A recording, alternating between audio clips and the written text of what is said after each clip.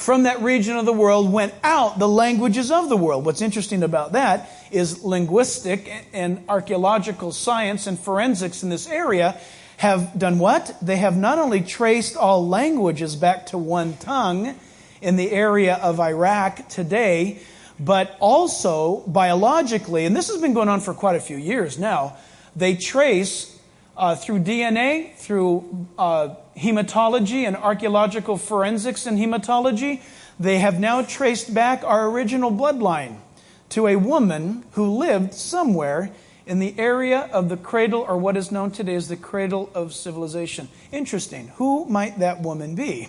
I think she goes by the name of Eve. I mean, this is interesting, fantastic science today. But when we consider Saul, the children of Israel did an equal type of insult like Nimrod did of old. The children of Israel looked around at all of the other nation states around them. They didn't have nations like we have nations today. They have what we would say nation states. They were tribes and tribal units of people, of descendants, and they usually went by tribal leader names or the lineage of such people. And so as they were gathered around there, as Israel was this nation, and God wanting to rule it by a theocracy.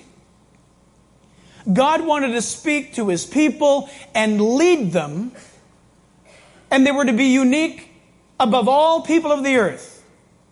And the Bible says that God chose the Jewish people, not because they're brilliant, but they are. They've become brilliant, they're smart. Not because they're rich, but many of them are now. Not because they were mighty in power. No one tangles with the Israeli army or the Israeli Air Force anymore. But God says, I didn't choose you for these attributes that you think you have. I chose you because you are the most stubborn, the most difficult, arrogant people to work with on the whole planet.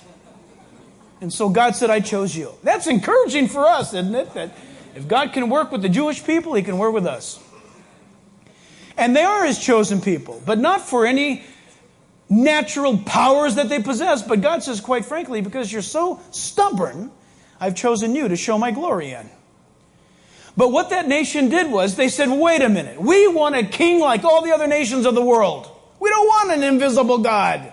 We want somebody who we can look at, an icon, a figurehead, somebody who can ride around in a black donkey, black camel, motorcade. Somebody that we can recognize as our leader. We don't have to have faith. We just look at him and we'll do fine. And he can go in and out and fight our battles for us. And so Samuel was beginning to scold the nation of Israel for that carnal approach. And God says, Samuel, just put a lid on it. Just be quiet. They haven't rejected you. They've rejected me. They don't want me. So I'll give them a king. I'll give them what they want. I'll give them a man who's tall in stature, somebody they can't miss in a crowd. A man who's really, really good looking, because that's important to them, because I'm invisible. I'll give them something the exact opposite. They can focus their attention on Him. That's what they want. That's what I'll give them. Be careful what you ask of from God.